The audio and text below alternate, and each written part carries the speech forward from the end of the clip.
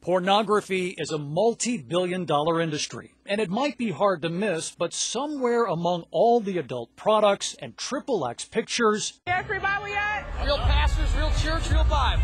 Jesus loves porn stars, he loves you. There's an all-out battle for souls, and Christians fear they are losing. Pornography is fantasy. It's not real. It doesn't bring you closer with your loved one. It tears you apart. Craig Gross founded XXXchurch.com to help Christians struggling with the temptations of pornography. He believes the numbers are growing for both churchgoers and ministers. We watch Ted Haggard. I mean, that's not the start of Porn Boulevard. That's the end of Porn Boulevard. Gross organizes church groups called Porn and Pancakes to get the issue out in the open. When prayer and Bible study aren't enough, he also offers free tattletale software. You know you're caught. You know you're stuck. Gross says there's been 300,000 downloads so far. Anytime the user visits a porn site, the program automatically alerts a friend, a spouse, or a pastor. If it slows you down just a bit, and you start to think about the consequences, you might change your ways. But when porn becomes an addiction, the only hope for some is to get away.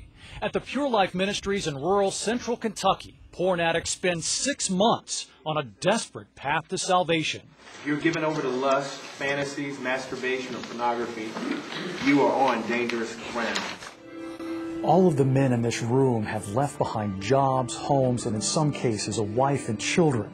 Some come here thinking this is their last chance to break their porn addiction, because after 6 months, that's it. They're not allowed to come back. The program demands intense Bible study and discipline. Many here used to spend hours a day viewing porn and looking for ways to satisfy their fantasies, often resorting to prostitutes. This resident named Jerry believes getting closer to God will help him get away from the porn and the chat rooms that almost ruined his marriage. I cheated on my wife. Was that driven by the pornography? Absolutely. Absolutely. You know, one thing leads to another. I mean, in time, it's just not enough. Privacy here is non-existent. New arrivals sleep 16 to a room. There's limited free time, but plenty of time for prayer. I don't see a television. I don't see any computers. Is that by design? Yes, it is. We try to avoid any outside temptation these men might have to deal with through TV or magazines. There are no books here either, except for the Bible and study materials with scriptural lessons on guilt, anger, depression, and selfishness.